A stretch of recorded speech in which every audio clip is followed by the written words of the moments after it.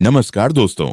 आज हम एक ऐसे महान ग्रंथ के बारे में चर्चा करने जा रहे हैं जिसने समाज को सत्य, ज्ञान और धर्म के मार्ग पर चलने की प्रेरणा दी।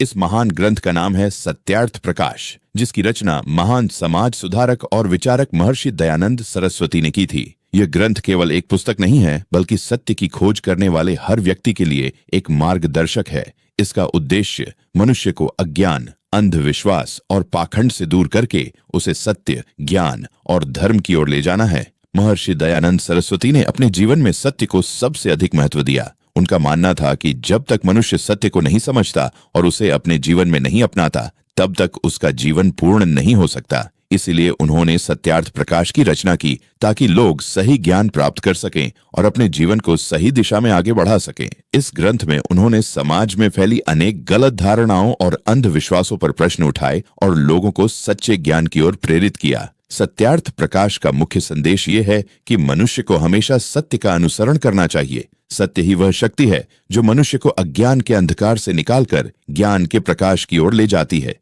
जब मनुष्य सत्य को समझता है और उसे अपने जीवन में अपनाता है, तब उसका जीवन अधिक शांत, संतुलित और सफल बन जाता है। इसीलिए हर व्यक्ति को सत्य की खोज करनी चाहिए और अपने विचारों, शब्दों और कर्मों में सत्य को अपनाना चाहिए। इस ग्रंथ में परमात्मा के स्वरूप के बारे में भी गहराई से विचार किया गया है। इसमें बताया गया है कि परमात्मा एक है, सर्वशक्तिमान है और वही इस संपूर्ण सृष्टि का रचयिता और पालन करने वाला है। वह न्यायप्रिय, दयालु और सर्वज्ञ है। मनुष्य को परमात्मा की सच्ची भक्ति करनी चाहिए और उसके बताए हुए धर्म के मार्ग पर चलना चाहिए। जब मनुष्य सच्चे मन से परमात्मा का स्मरण करता है और अपने जीवन को धर्म के अनुसार जीता है, तब उसे आंतरिक शांति और संतोष प्राप्त होता है। सत्यार्थ प्रकाश यह भी सिखाता है कि मनुष्य को अपने जीवन में सदाचार और नैतिकता को अपनाना चाहिए। केवल बाहरी पूजा पाठ या दिखावा करने से सच्चा धर्म नहीं मिलता। सच्चा धर्म तब मिलता है जब मनुष्य अपने व्यवहार में सत्य, दया, प्रेम और ईमानदारी को अपनाता है।